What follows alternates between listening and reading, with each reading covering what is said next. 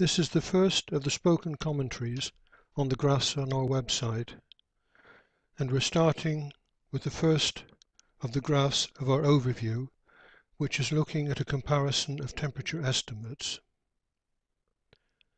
On this graph, we show estimates of temperature from 5 different sources.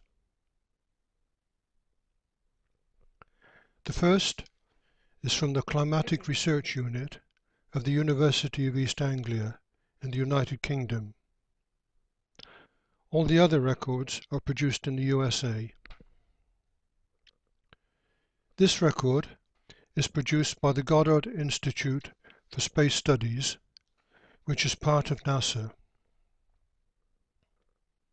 This record is produced by the National Climatic Data Center, which comes under the Department of Commerce in the USA.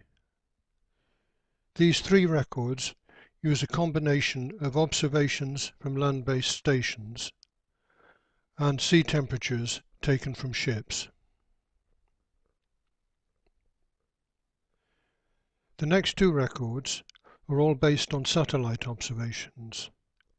The first of these is from the University of Alabama in Huntsville, and the second is from a company called Remote Sensing Systems. On this graph, we show the average of the 3 long-term records for comparison. To enable the data to be shown on a single graph, we have based them on the average of the period from 1979 to the present. The temperatures are given in degrees Celsius relative to this average.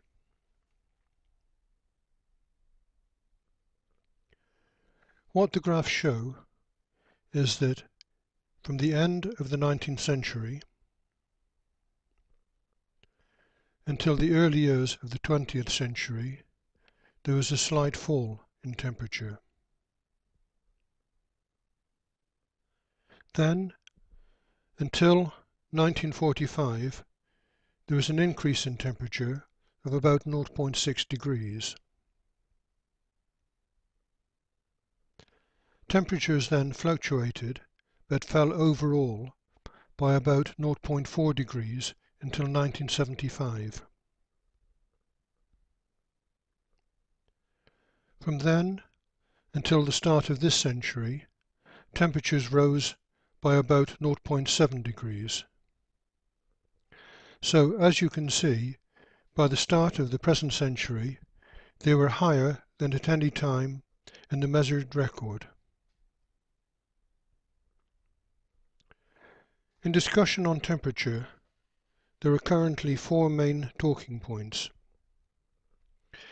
The first is the fact that very few of the observed records are over the sea, and the way in which the measurement of the sea temperature is done has changed over time. Another issue is the fact that the number of land-based observing stations has changed over time. In the 19th century, there were relatively few. The numbers then tended to rise over the years, but there has also been a decline in the number of stations in recent decades. But a third issue, and very much a talking point, is the question of the heat island effect. A lot of the stations whose data are used have been in operation for a very long time. Some of these might have been in a village or on the edge of a small town. Over the years, the village might have grown into a town, or the small town might have grown into a city, and the observing station might now find itself surrounded by buildings which give out heat in the winter or more heat from air conditioners in the summer.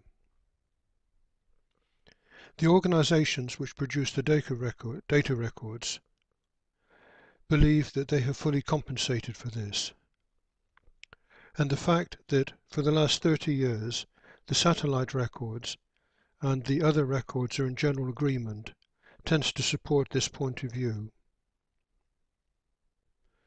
Another point of discussion is the fact that for the first few years of this century, temperatures have not risen as fast as they rose for the last few decades of the last century. This is a topic that we'll come back to when looking at some of the other slides.